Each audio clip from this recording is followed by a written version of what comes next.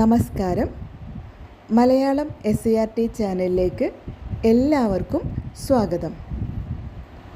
7ാം ക്ലാസ്സിലെ ഇളം കാറ്റ് തെല്ലൊന്നു തൊട്ടെന്നു വന്നാൽ എന്ന 1ാമത്തെ യൂണിറ്റിലെ പ്രവേശക കവിതയാണ് ഇന്ന് നമ്മൾ പഠിക്കാൻ പോകുന്നത്. യൂണിറ്റിൻ്റെ പേര് ഇളം കാറ്റ് തെല്ലൊന്നു തൊട്ടെന്നു വന്നാൽ. ഇളം കാറ്റ് മെല്ലെയൊന്ന് തൊട്ടാൽ, പ്രത്യേകിച്ചും സൂര്യൻ കത്തിജ്വലിക്കുന്ന ചുട്ടുപഴുത്ത വേനൽക്കാലത്ത് എന്തൊരാശ്വാസമായിരിക്കും. സുഖകരമായ ഇളം കാറ്റ് വീശണമെങ്കിൽ മരങ്ങൾ വേണമല്ലോ അല്ലേ? മരങ്ങൾ നിറഞ്ഞ, പൂക്കൾ വിടർന്ന പ്രകൃതി എത്ര മനോഹരമാണ്. അത്തരം പ്രകൃതി വിസ്മയങ്ങൾ പരിചയപ്പെടുത്തുന്ന ഒരു യൂണിറ്റാണിത്. കവിത നോക്കാം. ഇലകൾ ഉണങ്ങിച്ചുളിഞ്ഞും കരിഞ്ഞും മൊരിഞ്ഞും ദ്രവിക്കാനിരിക്കും മരക്കൊമ്പു കാൺകേ. മഴക്കാറുകൊണ്ടു മഴത്തുള്ളി വീണു മരച്ചോട്ടിലെങ്ങോ മഴത്തുള്ളി തൊട്ടു. മഴത്തുള്ളി തൊട്ടോരു മഹേന്ദ്രജാലം തരിനിരിക്കും മരക്കൊമ്പ് തോറും കുരുത്തു കുരുത്തു മുളപ്പായ് പൊടിപ്പായ്. എന്താണ് കവിതയിൽ പറയുന്നത് നോക്കാം. ഉണങ്ങിച്ചുളിഞ്ഞും കരിഞ്ഞും മൊരിഞ്ഞും ദ്രവിക്കാനിരിക്കും മരക്കൊമ്പ് കാൺകേ. എന്താണ് ഉണങ്ങിച്ചുളിഞ്ഞ് കരിഞ്ഞിരിക്കുന്നത്? മരം അല്ലേ, മരക്കൊമ്പ്. അങ്ങനെയുള്ള മരക്കൊമ്പ് കാണുമ്പോൾ ഉണങ്ങിച്ചുളിഞ്ഞ് കരിഞ്ഞുണങ്ങിയ അല്ലേ, ഉണങ്ങി ചുളിഞ്ഞ് കരിഞ്ഞ, ദ്രവിക്കാറായി കിടക്കുന്ന, ദ്രവിക്കുക എന്ന് പറഞ്ഞാൽ ജീർണിക്കുക, പൊടിയാറാവുക, ഒന്ന് തൊട്ടാൽ പൊടിഞ്ഞ് താഴെ വീഴും, അങ്ങനെ ദ്രവിക്കാനുള്ള അവസ്ഥയിലെത്തിയ, ദ്രവിക്കാറായി കിടക്കുന്ന ആ മരക്കൊമ്പ് കാണുകെ മഴക്കാറുകൊണ്ടു മഴത്തുള്ളി വീണു. അങ്ങനെ ഇരിക്കുന്ന അവസരത്തിലാണ് മഴക്കാറെങ്ങും വന്ന് നിറഞ്ഞത്. ആ മഴക്കാറിൽ നിന്നും ഒരു മഴത്തുള്ളി താഴേക്ക് പതിക്കുകയാണ്. മഴക്കാറുകൊണ്ടു മഴത്തുള്ളി വീണു മരച്ചോട്ടിലെങ്ങോ മഴത്തുള്ളി തൊട്ടു.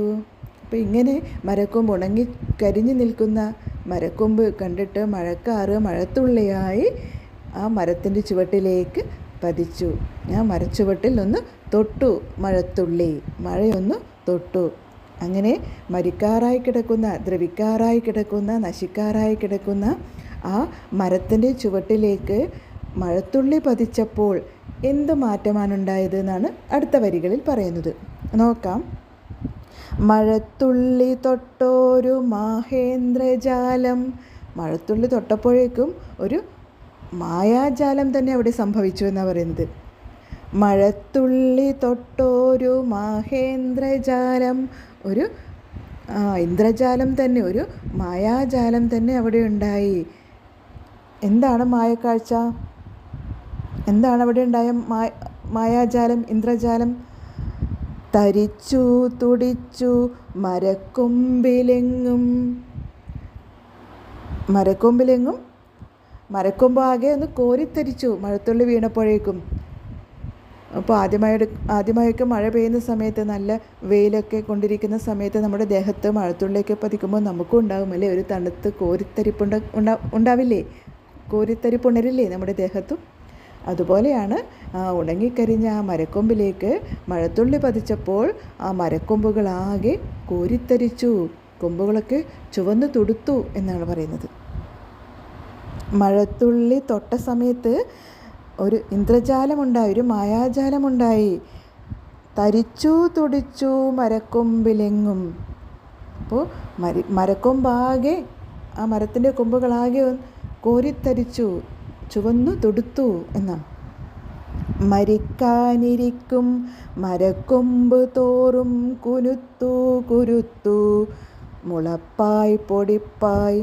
മരിക്കാനിരിക്കുന്ന ആ മരക്കൊമ്പ് നിറയെ, ആ മരക്കൊമ്പുകളിലെല്ലാം കുഞ്ഞു കുഞ്ഞു മുളകളുണ്ടായി, കുഞ്ഞു കുഞ്ഞ് ഇലകളുടെ പൊടിപ്പുണ്ടായി. കുനുത്തു കുരുത്തു, കുനുകുനേ കുരുത്തു അല്ലേ, നിറയെ അവിടെ ഇവിടെയായിട്ട് കുരുത്തു വന്നു. എന്താ കുരുത്തു വന്നത്? ഇലകൾ മുള പോലെ, പൊടി പോലെ ഇങ്ങനെ പച്ച നിറത്തിൽ ഇങ്ങനെ കുരുത്തു വരികയാണ് ഇലകൾ എന്ന്. അപ്പോൾ മഴത്തുള്ളി വീണപ്പോൾ ഉണങ്ങിക്കരിഞ്ഞ മരത്തിൽ ഇലകൾ വിടർന്നു എന്നാണ്, ഇലകൾ വിരിഞ്ഞു എന്നാണ് കവിതയിൽ പറയുന്നത് അല്ലേ. ഇനി നമുക്ക് പ്രവർത്തനങ്ങൾ നോക്കാം. അർത്ഥം: മൊരിയുക, വരളുക, ദ്രവിക്കുക, ജീർണിക്കുക, മാഹേന്ദ്രജാലം, മായാജാലം, കുരുത്തു, മുളച്ചു. പര്യായപദങ്ങൾ: മരം, വൃക്ഷം, തരു, ദാരു, മഴ, വർഷം, മാരി, വൃഷ്ടി, ഇല, പത്രം, പർണം, ദലം. പിരിച്ചെഴുതുക: മഴക്കാറ്, മഴ പ്ലസ് കാറ്. ഉണങ്ങി ചുളിഞ്ഞു, ഉണങ്ങി പ്ലസ് ചുളിഞ്ഞു. ഇനി ടെക്സ്റ്റ് ബുക്കിലുള്ള ചോദ്യമാണ്: കവിതയിലെ ആശയം തന്നെയാണോ ചിത്രത്തിലുള്ളത്? ആണോ?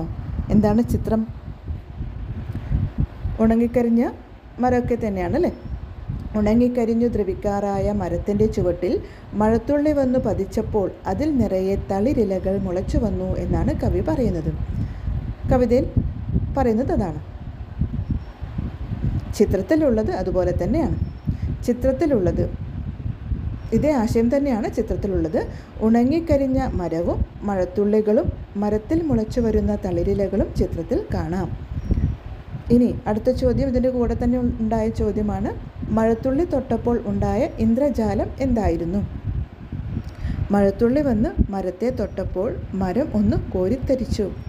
ഉണങ്ങി വീഴാറായ മരക്കൊമ്പുകൾ ചുവന്നു തുടുത്തു. കൊമ്പുകൾ നിറയെ തളിരിലകൾ മുളച്ചു. ഇതാണ് ഉണ്ടായ മാറ്റങ്ങൾ അല്ലേ. ഇനി കവിത എഴുതിയ ആൾ ആരാണ്? ജി കുമാരപിള്ളയാണ്. ജി കുമാരപിള്ള 1923